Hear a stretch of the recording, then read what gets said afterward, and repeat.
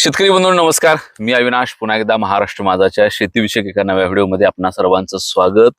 दर्शको, आपण सातत्यानं डाळिंब शेतीमधल्या वेगवेगळ्या समस्या, अडचणी, त्यातल्या उपाययोजना आणि त्यातल्या यशोगाथा या संदर्भानं महाराष्ट्रातील अनेक शेतकऱ्यांकडे जातो, त्यांच्यासोबत व्हिडिओ शूट करतो, त्यांची माहिती जाणून घेतो. आज देखील मी माढा तालुक्यामध्ये असलेल्या कुर्डू या गावातील हनुमंत माळी या शेतकऱ्याच्या 5 एकराच्या शरद किंग नावाच्या डाळिंबाच्या प्लॉटमध्ये खरं तर बसलोय. खरं तर आज काही सक्सेस स्टोरी नाही किंवा आज हार्वेस्टिंग नाही, बाग कुठल्या अवस्थेत आहे तुम्ही असं बघताय. परंतु प्रत्येक वेळा एखाद्या प्लॉटच्या सक्सेस स्टोरीला जाऊनच त्याच्या संदर्भातली माहिती घेण्यापेक्षा एखाद्या मिडल स्टेजला येऊन जर एखाद्या शेतकऱ्यासोबतचा कंटेंट शूट केला, व्हिडिओ केला, तर त्याचा फायदा इतर अनेक शेतकऱ्यांना होऊ शकतो. ज्या शेतकऱ्यांनी मध्यंतरीच्या काळामध्ये आंबे बहाराच्या आणि त्याच्यानंतरच्या काळामध्ये बागा पकडलेत, त्यांच्यासोबत आपण सातत्यानं बोलण्याचा आणि वेगवेगळ्या स्टेजला समजून घेण्याचा प्रयत्न करतोय. मुळात या डाळिंबाच्या बागेमध्ये पाण्याचं नियोजन एक महत्वाचा टप्पा आहे. रेस्ट पिरियडमध्ये काम करणं महत्वाचा टप्पा आहे. त्यानंतर सेटिंग होणं, त्यात मादी कळीच येणं, ती कॅप्सूल साईज मध्ये येणं, कारण उद्या पुन्हा फळाची साईज येणं गरजेचं असतं. मधमाशीचं नियोजन ह्याच्यामध्ये अतिशय महत्वाचं. आणि या सगळ्यासोबतच मग प्रत्येक स्टेजला एक वेगळं आव्हान आहे. परंतु तशा अर्थानं शेतकऱ्याला चांगला पैसा मिळवून देणारं पीक असल्यामुळं मोठ्या प्रमाणामध्ये तेल्या असेल, पिनहोल बोरर असेल किंवा मरीची समस्या मध्यंतरी आली असेल, त्यानंतर देखील मोठ्या प्रमाणामधला शेतकरी अजून देखील या डाळिंबाच्या शेतीकडे आशा लावून बसलाय. आणि त्याचाच एक भाग म्हणून खरं तर प्रयोगशील आणि प्रगतशील शेती करणाऱ्या हनुमंत माळी यांनी डाळिंबाची पुन्हा एक नवी बाग, खरं तर मला वाटतं तुमचा डाळिंबातला हा पहिलाच अनुभव आहे, पहिलाच प्लॉट आहे तुम्ही लावलाय. मुळात मला सांगा की ह्या डाळिंबाच्या पिकाबद्दल एक शेतकरी म्हणून नेमकं कसं वाटतं, आणि आपण मग एका बाजूला तुम्ही लागवड केली त्यावेळेला पलीकडच्या डाळिंबर होत होती, पिनहोल बोरर होता, तेल्याबद्दल आपण किती वर्ष झालं ऐकत आलो, त्याच्याबद्दल कुठल्या ठोस उपाययोजना होत नव्हत्या. आणि मग हे सगळं असताना हे दिव्य आपण पेलावं किंवा डाळिंबाची शेती करावी का डाळिंब लावावं असं नेमकं मनामध्ये कधी आलं, आणि मग त्यानंतर शरद किंगच का निवडली? सुरुवातीला आम्ही केळी ऊस पिकं घेत होतो पारंपरिक पद्धतीनं, पण नवीन काहीतरी करावं म्हणून डाळिंबाकडे वळलो. बर. आणि ह्या शरद किंगच्या व्हरायटी बद्दल थोडस ऐकून होतो की बाबा इतरांपेक्षा थोडस वेगळं आहे.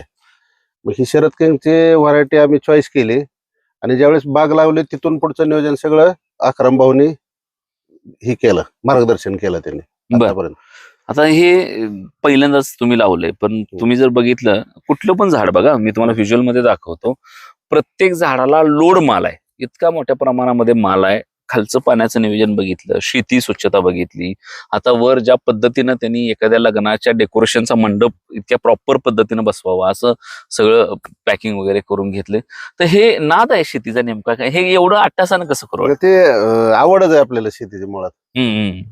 प्रत्येक काम टायमिंगला झालं तर ते एक वेगळाच आनंद असतो शेतीतला. बरोबर. हा. आता हे मला सांगा की पहिल्यांदाच असून आता तुम्ही आकाराम भाऊकडे निवेदन दिलं आणि ही बाग अशी आणली, पण इथं आणण्यापर्यंत तुम्ही वेगवेगळ्या स्टेजला 100% ह्यामध्ये इन्व्हॉल्व असाल, तर ती हो. नेमक्या स्टेज कशा सुरू झाल्या तुमच्या?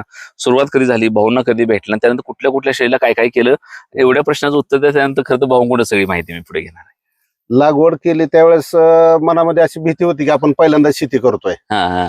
की आपल्याला त्याच्याबद्दल माहिती नाही. फक्त माहिती कसं की युट्यूब असं वरवरची माहिती किंवा बाकीच्या शेतकऱ्यांचा अनुभव ऐकून, कुठं पाहुण्यांच्या बागा बघ, कुठं हे कर, त्यांच्यातनं थोडस प्रेरणा घेऊन ह्या शरद किंग लावायला वळलो मी. आणि लावल्यानंतर आता लक्षात घेतलं की बाबा आपण ह्याच्यात पडलोय तर कुठं कमी पडायचं नाही, प्रत्येक काम टायमिंगला झालं पाहिजे हे मनात ठेवून काम चालू केलं.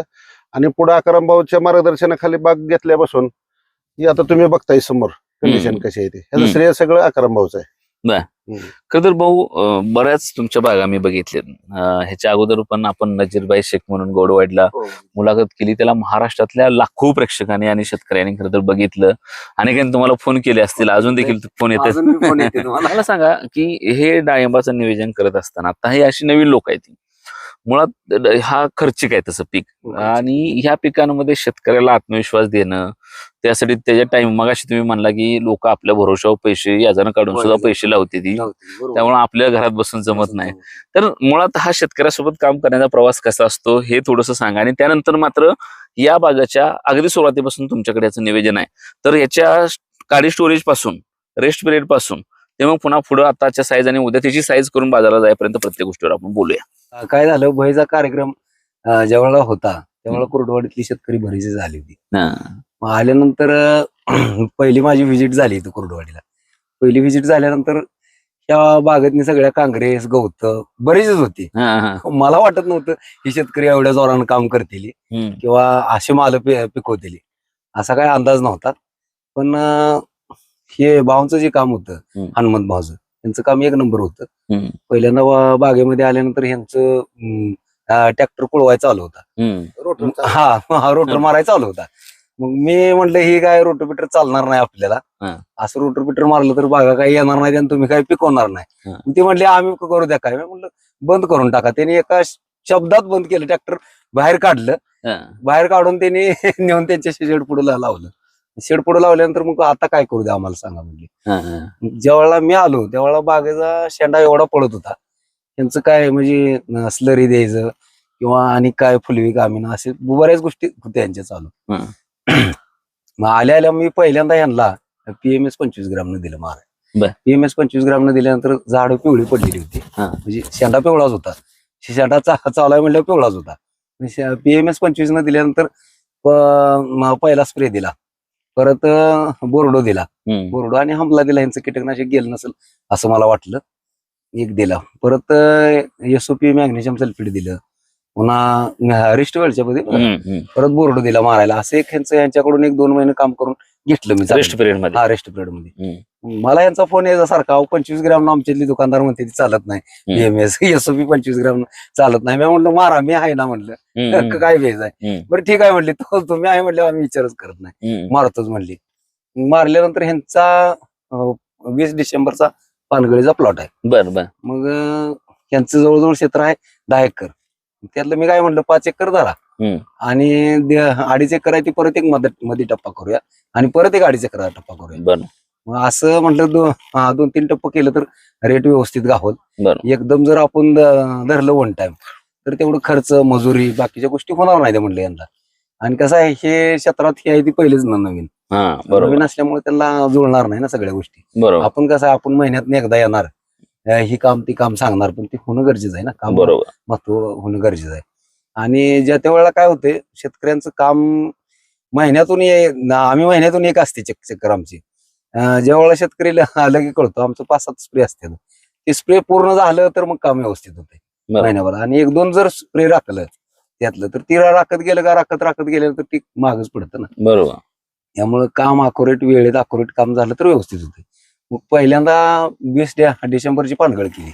या वर्षी डिसेंबर मधलं प्लॉट एवढं म्हणजे काय झालं, नरकळी ह्याला बी एवढी निघली बरं का, भरपूर नाही निघली ना नरकळी. मादी ह्यात एक बी नव्हती. ह्यांना काय माहित नव्हतं नरकळी आहे का मादी कळी आहे, काहीच माहित नव्हतं. मला म्हणायच्या कळी लय भरपूर निघली. म्हटलं बरं झालं म्हणायची लय कळी पानागणीच कळी. माझी परत महिन्याभरानं व्हिजिट झाली तर कळी सगळी नरच होती. मग आता नर पाडण्यासाठी औषध काय दिली. नर पडल्यानंतर परत मादी कळी निघण्यासाठी जोर लावला. मॅक्स प्रो स्प्रे दिलं, मॅक्स प्रो 6B 04932. पुन्हा बाकीचे काय टॉनिक असतील ती दिली. आणि ज्या वेळेला कळी ड्रॉपिंग होत होती त्यावेळेला रोको आलमायस म्हणजे काय व्हायचं, इथं बोध बी पडत होती जास्त. बोध पडत असल्यामुळे कळीच्या माग म्हणजे बोध पडून कळी ड्रॉपिंग व्हायची. आणि परत कळी काढण्यासाठी एवढी ताकद दिली जोराने, त्यांनी सांगेल ती खर्च केला, सोडला आतापर्यंत. आणि त्यांचा परत प्लॉट एवढा सेटिंग झाला. आज बघतोय आपण ह्या झाडाला, तर ह्या झाडाला माझ्या अंदाजानं 80-90-100 पर्यंत फळ आहे. 80-90 पहिलीच वर्षाची. पहिल्याच वर्षाचं पीक आहे. आता भाऊ मला सांगा, तुम्ही कळीचं मला निवेदन सांगितलं. आता बऱ्याच वेळा या वर्षी जर तुम्ही आंबे भारातले प्लॉट बघितले तर बऱ्याच शेतकऱ्यांनी कळीच्या बाबतीमध्ये संघर्ष केलाय. आज 50% बागा कळी वाचून अडचणीत आहे. 50% शेतकऱ्यांना कळी साधले. त्याच्यामध्ये काम करताना तुम्ही सांगितलं प्रोलाईनचं मॅक्स प्रो वगैरे सांगले की दर्जेदार औषध दिली, कळ्या आल्या. अजून एक गोष्ट होते की ह्या कळीच्या येण्यामध्ये डाळिंब शेतीमधला पाणी नियोजन हा महत्वाचा टप्पा आहे. कारण हे पीक शुष्कपणे काटेरी वनस्पती असलेला आहे, ह्याला एक पाण्याचं प्रॉपर नियोजन करावं लागतं. बऱ्याच शेतकऱ्यांनी मधनं पाट्यानं पाणी सोडलं आणि मग कळ्या तुम्ही म्हणलं तशा नर हो म्हणून निघल्या, नंतर मादी मात्र निघली. मादी मात्र लवकर निघली नाही. ज्यांनी पाटाने पाणी दिले त्यांचं आता आपण अवस्था बघतोय तेल्यानं.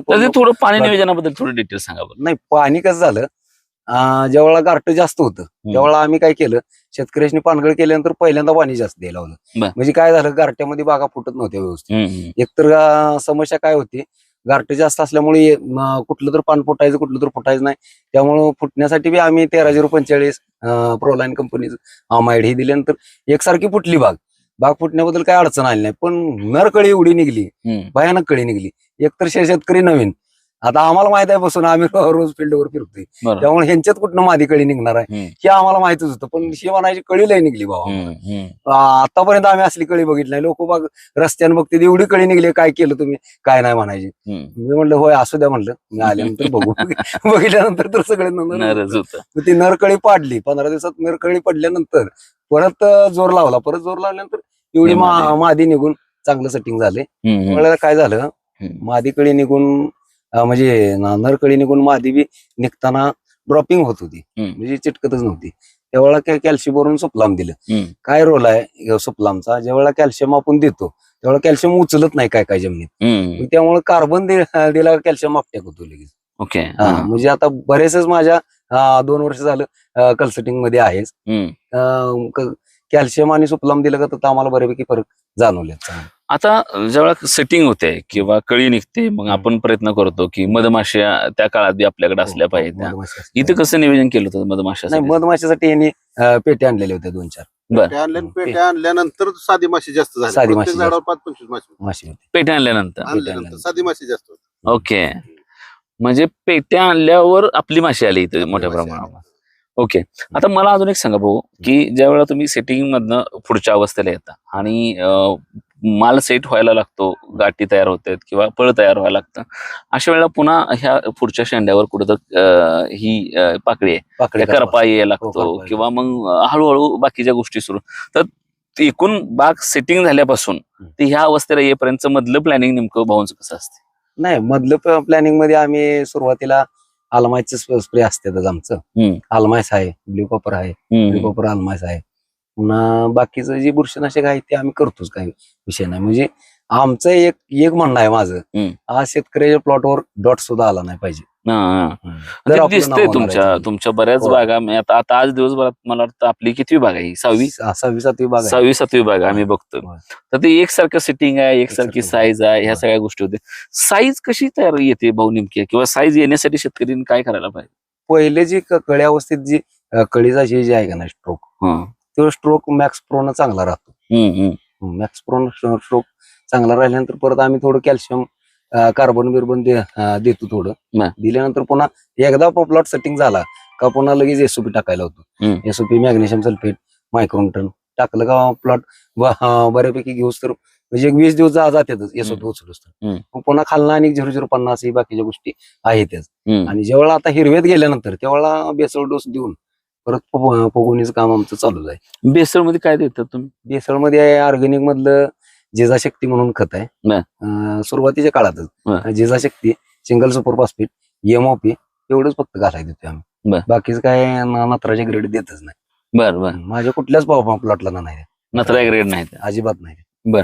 आता भाऊ ज्या वेळेला प्लॉट पुढे जातो त्यावेळेला पुन्हा शेतकऱ्या मनात पहिली सेटिंगची भीती असते.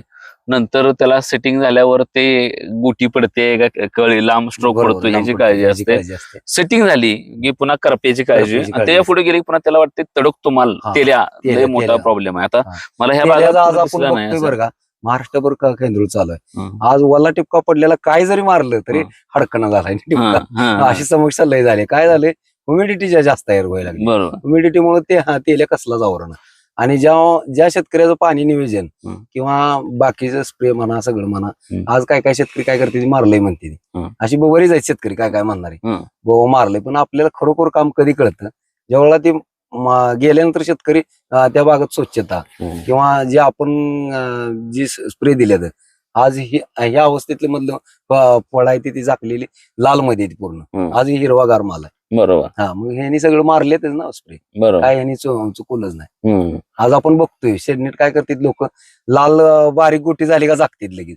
पण हा प्लॉट मी आता झाकायला लावलाय, कारण का तर 4 महिने झाल्यानंतरच आपण प्लॉट झाकला. 4 महिने झाल्यानंतर प्लॉट झाकलाय. काय होते, झाकल्यानंतर ह्युमिडिटी वाढते.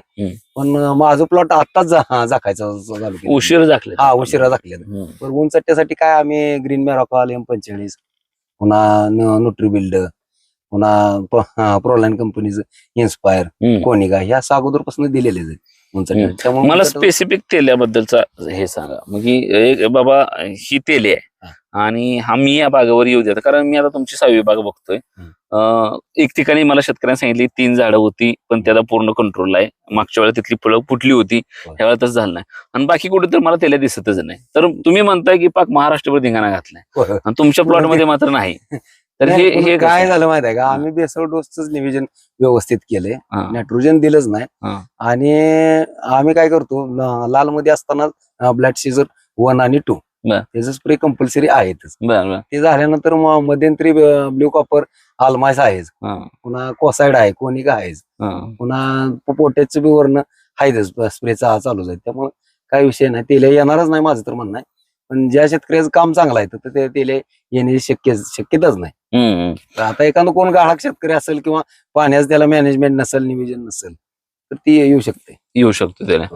ह्या भागामध्ये आता पुन्हा मधल्या काळामध्ये मला डांबराची समस्या पण जाणवत होती बऱ्याच भागांमध्ये की माल येतो चांगला पण पुन्हा त्याला ते तेवढा दर मिळत नाही. त्यामुळे ते फ्रेम कशी सांभाळायची शेतकऱ्याला? नाही, त्याला आतापासून स्प्रे जर व्यवस्थित त्यांनी मारलं, जर 4 दिवसातून एकदा माझा स्प्रे असतो. भावांचं माझं सकाळी बोलणं झालं, भाऊ म्हणले एवढा मोठा खर्च केलाय, प्लॉट 5 एकराचा प्लॉट आहे, भाऊ ह्याचं मार्केटिंगचं कसं?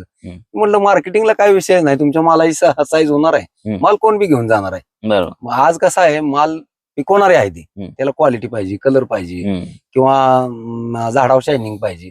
आज या झाडावर काळुकी कसली आहे बघा, त्यामुळे झाडावर काळुकी असली का मग फळावर शायनिंग आपोआप येणारच आहे आणि शायनिंग आल्यानंतर फळाची साईज झाल्यावर कोण बी मागे लागून व्यापारी माल नेणार आहे. आज ज्याची क्वालिटी त्याला पैसे आहेतच ना. बरोबर. आता भाऊ आतापर्यंत एवढी साईज झाली, आता ह्याच्या पुढे ही अजून किती दिवस बाग किंवा माल झाडावर राहणार आहे आणि मग त्याच्या साईज साठी काय करणार? आणि शरद किंग जरा लवकर येतो ना ह्याच्यापेक्षा, तर आता ह्याच्या साईजच्या मागे लावावं लागलं किंवा सुरुवात केली असेल? शरद किंगचं काय वैशिष्ट्य आहे, शरद किंगला क्रॉचिंग एकदम होतं जास्त. म्हणजे काय जर एखादा स्प्रे हार्ड झाला तर क्रॉचिंग येते, नाजूक आहे. आता काय झालं, शिंदेवाडीमध्ये एक माझं गेल्या वर्षी प्लॉट होतो 2 आणि त्याच्या शेजारीचा अजून एक प्लॉट होता. त्या प्लॉटवर एवढं क्रॉचिंग होतं बरं का. पण ती काशीनाथ बुधगिरी म्हणून आम्ही पहिला व्हिडिओ बी केलाय त्यांचा एक. काशीनाथ बुधगिरी या प्लॉटवर अजिबात एक स्पॉट सुद्धा नव्हता क्रॉचिंगचा. काय त्यांनी मारलेलं होतं ते काय आम्ही त्या प्लॉट मध्ये गेलेलो नव्हतो. ती शेतकरी सांगायचं, म्हणायचे भाऊ ह्याला जरा औषध चालत नाही, ही चालत नाही, ती चालत नाही. मी म्हणलं बिंदास मारा, काय होत नाही. म्हणजे शेतकऱ्याला एक आधार दिला का शेतकरी पुढे पळत थांबत. त्यामुळे आधार देणं महत्वाचं आहे. साईज साठी तर माझ्या अंदाजानं आता ह्यो 4 महिन्याचा प्लॉट आहे, अजून एक 1.5 महिने त्याची 500 प्लस साईज होणार आहे. 500-550 पर्यंत जाणार आहे साईज. मग साईज साठी स्पेशल काय करताय? साईज साठी स्पेशल काय नाही, डोसच देतो आम्ही परत एकदा जिजा शक्ती 10-26 किंवा 9-24 आणि SOP आणि मॅग्नेशियम सल्फेट. जे माळा जर असलं तर मॅग्नेशियम सल्फेट आम्ही देतो. मायक्रोटन झालं याच्यापर्यंत. माती काय परिणाम करते? म्हणजे काळ्या मातीतला प्लॉट, पांढऱ्यातला, खडकातला, डाळिंब वेगवेगळ्या मातीत लावलं जाते, तर ते जमीन काय? माळाच्या रानाला कार्बन ही जास्त देऊ लागतं. कार्बन असल्याशिवाय अशी क्वालिटी दिसत नाही. माळाच्या रानाला थोडं ऑर्गॅनिक कार्बन असू द्या किंवा सेंद्रिय कार्बन चांगलाच पाहिजे. कार्बन चांगला असल्याशिवाय प्लॉट असं दिसत नाही. आणि डाळिंबाच्या झाडाला मायक्रोटन सारखं लागतं. थोडं 15 दिवसात ना मायक्रोटन गेलंच पाहिजे.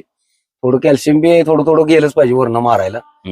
काय होतंय, नुसतं कॉपरचा हात देऊन झाड ट्रेस मध्ये जाते. ती ट्रेस मध्ये गेलं का पाणी लय कमी केलं का करपा वाढते. ती करपा वाढलेलं फळ एकतर व्यापारी घेत नाही, ती परत घेणार का मग ती शेतकरी पुन्हा नाराज होते. मग एवढा मैदान खर्च करायचा, करपा आला, ट्रेस करपा आला, बरेच गोष्टी त्या. बरोबर. त्यामुळे सगळ्यांनी नियोजन पद्धतीने करावं लागते. आता मला सांगा, अजून ह्या सगळ्याच्या काळामध्ये अजून एक, आता सुरुवातीचा टप्पा, मधला टप्पा, नंतरचा टप्पा, ह्याच्यामध्ये पाणी नेमकं वाढतं कधी, मधी कधी येत? आता मला माहित आहे हे जमिनीच्या नुसार असणार आहे, पण तरी पण एक साधारण नाही, आम्ही काय करतो, प्लॉट सेट झाला का पाणी कमीच करायला होतो. SOP टाकून पाणी कमी करायला होतो. म्हणजे ज्यावेळेला झाडाची गरज आहे त्याच वेळेला पाणी द्या, उपसा कंडिशन पाणी द्या. आणि ज्यावेळेला प्लॉट हिरव्यात गेला का थोडं वाढवत जायचं. आणि ज्यावेळेला गवळायला लागतो त्यावेळेला जरा जास्त वाढवायला लागतं पाणी, त्याशिवाय उचलत नाही साहेब. आता अजून एक, डाळिंबामध्ये जर बेसिकल समस्या बघितली तर निमॅटोडचा अटॅक मोठ्या प्रमाणावर होतो, गाठी येते त्या, तर तिथं ती शेवटी मुळी चांगली राहिली दिल्यानंतर परत एकदा काय तर निमॅटोडसाठी वॉशआउट आहे, ऑनलाईनचं वॉशआउट आम्ही देतो किंवा वेलम आहे. कुठल्या तर गोष्टी कुठे उपलब्ध होईल तर देतो. आता कसं आहे, आपण महाराष्ट्रावर कन्सल्टिंग करतोय सांगतोय, हम्म. काही जागी उपलब्ध मिळत नाही, काय असं मिळतं, बरोबर. निधी देण्याची गरज आहे शेतकऱ्याला. हम्म. पण आज माझं फोनवर सुद्धा माझ्या अंदाजानं मी न बागत जाता सुद्धा माझं प्लॉट असायचं. बर. आता मला अजून एक सांगा, ही आता जरा आमचा व्हिडिओ चालू राहू द्या, जरा इकडे कॅमेरा फिरव, इकडे फिरव, ह्या लोकांकडे फिरव. ओके, इकडे नीट फिरव. दिसली तुम्हाला लोक, तुम्हाला दिसली ती 4 आहेत इकडे. आता इकडे फिरव, हे इकडे बघा.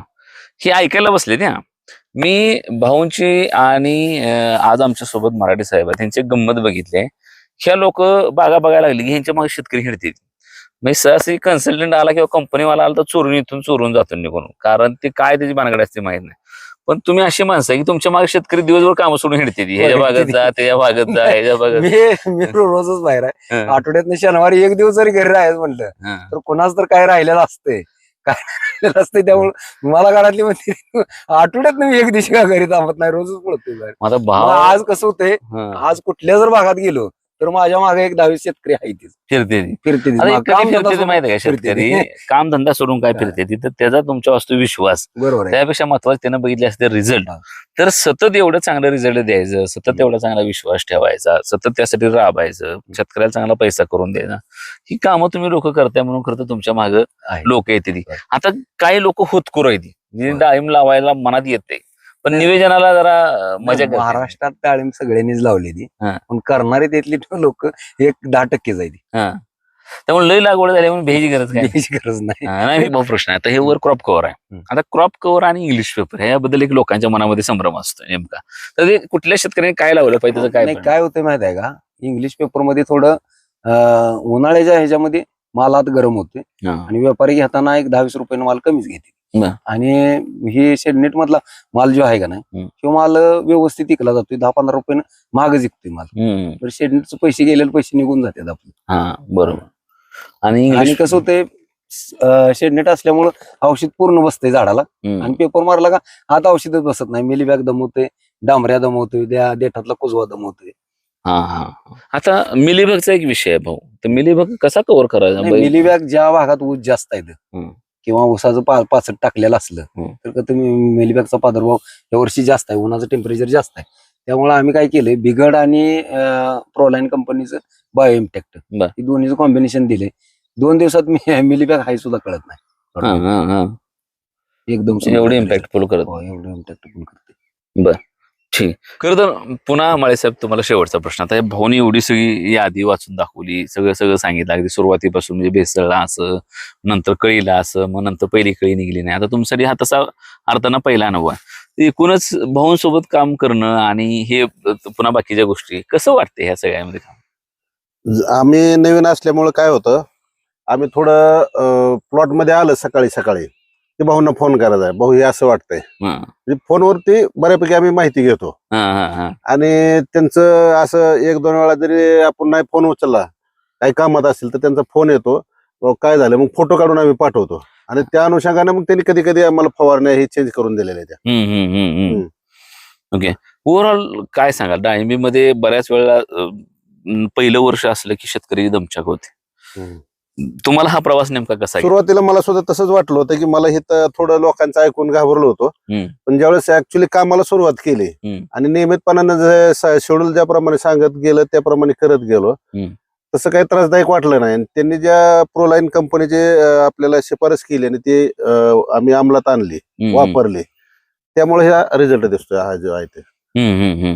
खरं तर आता ही सुरुवात आहे, म्हणजे मधल्याच टप्प्यामध्ये मी तुमच्यासोबत बोलतोय. मला खात्री आहे ज्यावेळेला ह्याला अजून 1.5 महिना होईल आणि प्रत्यक्षात माल जायला सुरू होईल, त्यावेळेला पुन्हा एकदा आपण बागामध्ये नक्की बसू, भाऊ असतील आपल्या सोबत, आणि त्यावेळेला मात्र आपण एक वेगळ्या पद्धतीची स्टोरी सांगू. कारण काय, डाळिंबीमध्ये काम करायला किंवा डाळिंबीमध्ये डाळिंब लावून चांगलं उत्पादन काढायला अनेक शेतकरी उत्सुक आहेत, परंतु त्याचं नियोजन होणं, ही जी आहे अंमलबजावणी होणं, आपल्यावर स्वप्न खूप मोठी असतात शेतकऱ्यांना. हे लावलं की मला ते व्हायला पाहिजे, त्यावर ते व्हायला पाहिजे. पण प्रत्यक्षात शेतकरी कधी भांडवलाच्या अभावी, कधी तो पारंपरिक शेतीत असल्यामुळे मग त्याला चालढकल करायची सवय असते.